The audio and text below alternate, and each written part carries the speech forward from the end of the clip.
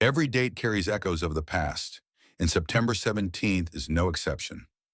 Let's journey through time and uncover the stories of what happened today, September 17th. On a crisp morning in 1787, a group of weary but determined men gathered in Philadelphia.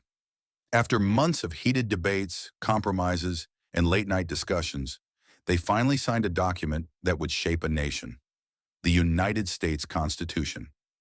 That same day, just 9 years later in 1796, the very first president, George Washington, quietly prepared his farewell address, setting the tone for how future leaders would step down with dignity.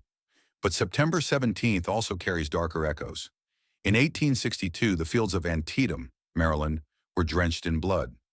Over 20,000 soldiers fell in what became the bloodiest single day of the American Civil War.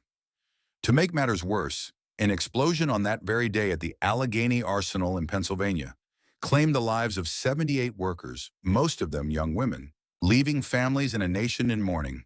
Fast forward to 1908, and history saw its first aviation tragedy.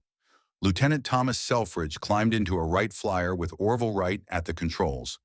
Moments later, the plane crashed, making Selfridge the first person to die in a powered airplane accident. A sobering reminder of the risks tied to groundbreaking innovation. Yet the world kept moving forward. In 1920, a group of men in Canton, Ohio, formed what would become the National Football League, sparking a sports revolution that would eventually capture America's weekends. Across the Atlantic in 1939, Europe burned.